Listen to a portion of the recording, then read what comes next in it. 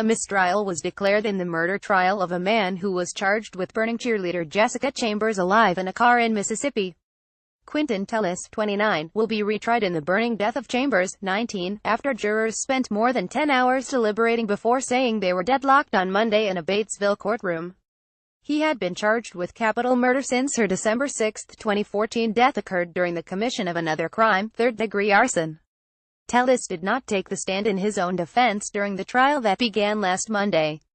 Prosecutor John Champion said during the trial that Tellis thought he suffocated Chambers while they were having sex before he drove her car to a back road. Champion said that Tellis ran to his sister's house nearby, jumped in his sister's car, stopped to pick up gasoline from a shed at his house and torched Chambers' car and her. Firefighters testified that Chambers told them someone named Eric or Derek set her on fire. Tellis had pleaded not guilty to the capital murder death, as his defense attorneys argued that the wrong man was on trial. Some first responders said Chambers looked like a zombie, with burnt skin and hair, when she walked from a wooded area in Cortland. She died hours later in a nearby hospital. Champion said Chambers' throat was damaged and she could not pronounce the letter T. He said she could have been trying to say Tellis. Investigators said they questioned about 10 to 15 people named Eric or Derek, and all were cleared. The horrific circumstances surrounding Chambers' death garnered national attention amid concerns about violent crime in rural communities. The trial was emotional, with witnesses breaking down and spectators crying as jurors were shown graphic photos of Chambers' burned stomach and face.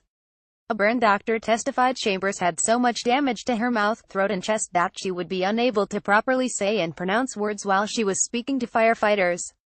Agents studied more than 20,000 cell phone numbers and interviewed more than 100 people during their investigation. Prosecutors used cell phone location data and video surveillance footage from a store across the street from Tellis' home in an attempt to prove he was with Chambers the night she was burned. During early interviews with law enforcement agents, Tellis said he only saw Chambers on the morning of the day she died. After being confronted with more evidence during another interrogation more than 2 years later, Tellis acknowledged that Chambers picked him up in her car at about 5:30 p.m. that night, and said they spent about 1.5 hours together, according to videotaped interviews played for the jury Friday. Investigators concluded that Tellis and Chambers were together until around 7:30 p.m., and showed the jury a video recording of a vehicle appearing to be Tellis' sister's, stopping at Tellis' house at 7:50 p.m. and staying for about 2 minutes before heading toward the crime scene.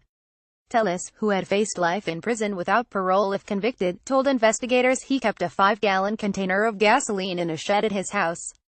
Tellis faces another murder indictment in Louisiana, where he is accused in the torture death of Mayang Chen Shou, a 34-year-old Taiwanese graduate student at the University of Louisiana at Monroe. No trial date has been set in that case.